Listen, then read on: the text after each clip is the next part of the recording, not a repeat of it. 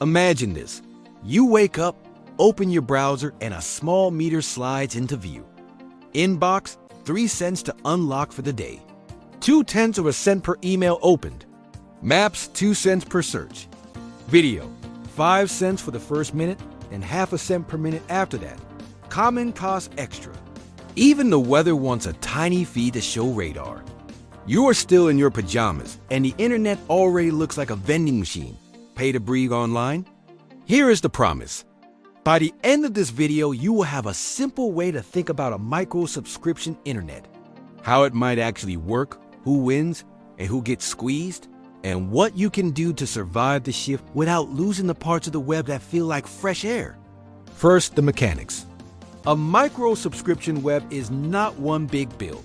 It is 1,000 tiny locks with tiny keys. Your browser holds a wallet that settles charges in the background.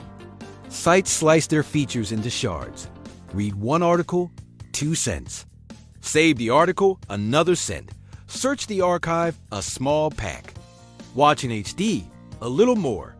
The pitch is fairness. You only pay for what you use. No giant bundles you never watch. No loud ads stalking you across tabs. The reality would depend on 3 levers: how visible the meter is, how often sites interrupt you, and how easy it is to set hard caps. Now the effects. For everyday users, the good news is fewer ads and cookie traps. The bad news is choice fatigue and budget drift. Tiny taps feel painless until the end of the month. Price discrimination can also creep in.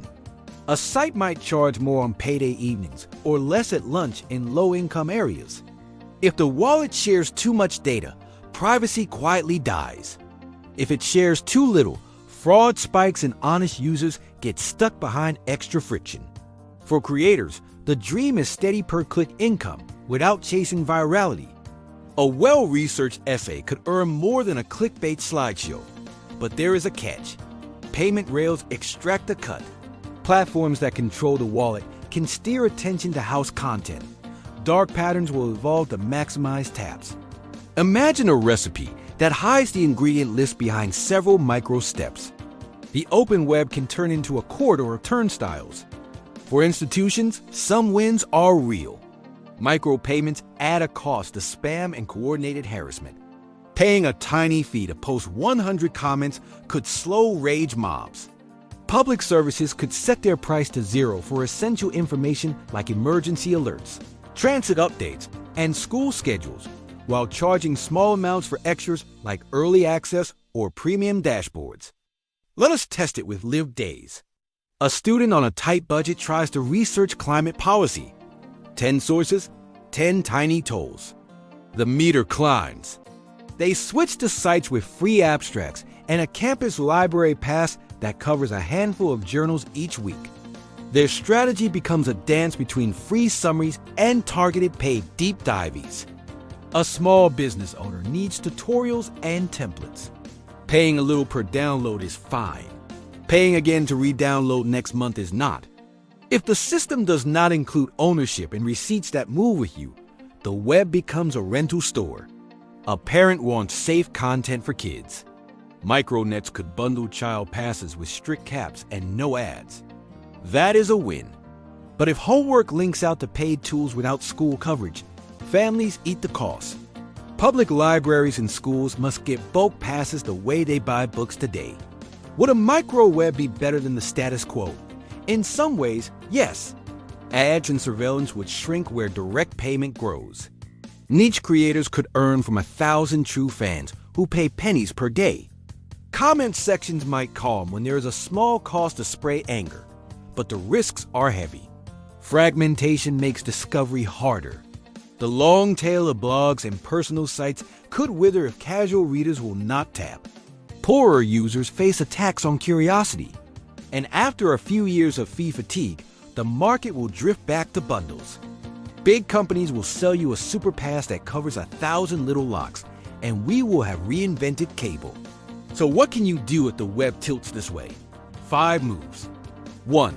Set a daily and monthly meter with a hard stop. The browser shows it like a fuel gauge. When you hit the cap, it pauses payments and offers alternatives like queuing articles for tomorrow or sending them to a library pass. 2. Pick your patronage. Choose a handful of creators or outlets to support directly with a small monthly base, so you are not nickeled to death per visit. Use your meter for exploration, not for your core diet. 3. Buy portability. Whenever you pay for a file, a course, or a toolkit, look for the Pay Once Unlocked Forever badge and verify you can export it. No lock-in to one device or one account.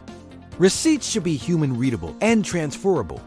4. Use offline mode like a pro. Batch download reading packs over WiFi and skim later without new charges. Reader apps can bundle a day's articles into a single paid pull instead of dozens of tiny calls. 5. Defend public lanes. Essential services should remain free at the point of use. Government information, health guidance, disaster alerts, school portals. Push for rules that ban dark patterns, require clear pricing, and force platforms to show you exactly where your money went. If a site takes your tap, it should issue a receipt. Here is the honest bottom line. The internet has always had a bill. We paid with attention, data, or time. Micro subscriptions just move the bill to the front of the screen. That can clean up a lot of sludge if we do it with dignity. It can also choke the open web if we let 1,000 locks replace 1,000 voices. Treat your meter like a compass, not a leash. Pay on purpose for the work that feeds you. Use passes and offline packs for the rest. Keep a lane where curiosity is free, especially for the young and for the people who will build the next web. Then the day the internet turns into micro subscriptions, you will not feel like you are paying to breathe. You will feel like you are choosing what to breathe.